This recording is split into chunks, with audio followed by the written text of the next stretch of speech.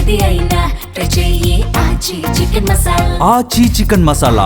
పశ్చిమాసియాలో ఉద్రిక్తతలు అంతకంతకు పెరుగుతోన్నాయి. తాజాగా ఈ యుద్ధంలోకి ఇరాన్కు మద్దతుగా హౌతీ రెబల్స్ రంగంలోకి దిగడంతో పరిస్థితులు మరింత తీవ్రమయ్యాయి.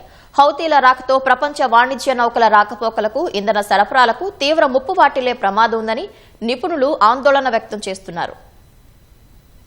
గత నెల రోజులుగా భీకరంగా జరుగుతున్న పశ్చిమాసియా యుద్దం కీలక మలుపు తిరిగింది. ఇరాన్ మద్దతు గల హూతీ రెబల్స్ టెహరాన్కు సాయంగా ఇజ్రాయెల్పై దాడులకు దిగింది. యుద్దంలోకి హూతీల ప్రవేశంతో ప్రపంచ వాణిజ్యానికి అత్యంత కీలకమైన సముద్ర మార్గాల్లో భద్రత మరోసారి ప్రశ్నార్థకంగా మారింది.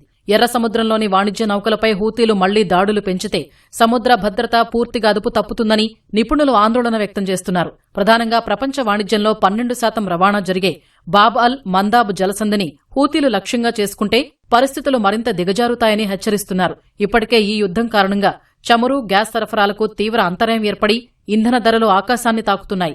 హర్మూజ్ జలసంధిపై ఇరాన్ నియంత్రణ ఇప్పటికే ప్రపంచ మార్కెట్లను కుదిపేస్తోంది.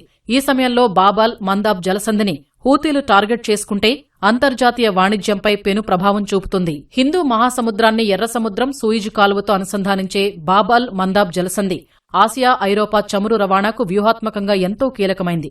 హర్మూజ్ను ఇరాన్ మూసివేయడంతో ఈ జలమార్గం ద్వారా సౌదీ అరేబియా రోజూ లక్షల బ్యారెళ్ల ముడి చమురు రవాణా చేస్తోంది. ఎర్ర సముద్రంలో 2023 నవంబర్ నుంచి 2025 జనవరి మధ్యకాలంలో హూతీలు క్షిపణులు, డ్రోన్లతో 100కి పైగా వాణిజ్య నౌకలపై దాడి చేసి రెండింటిని ముంచేశారు. ఇప్పుడు హూతీలు వాణిజ్య నౌకలపై దాడులు పెంచితే అది చమురు ధరల్ని మరింత పెంచుతుందని ఆందోళన వ్యక్తమవుతోంది. దీని ప్రభావం కేవలం ఇంధన మార్కెట్కే పరిమితం కాదని నిపుణులు హెచ్చరిస్తున్నారు. మధ్యప్రాచ్యంలో పరిస్థితులు ప్రస్తుతం చేయి దాటిపోతుండటంతో అగ్రరాజ్యం అమెరికా అప్రమత్తమైంది. ట్రంప్ ప్రభుత్వం పశ్చిమాసియాకు భారీగా అదనపు బలగాల్ని తరలిస్తోంది. ఇందులో భాగంగా వేలాది మంది మెరైన్లను రంగంలోకి దించింది.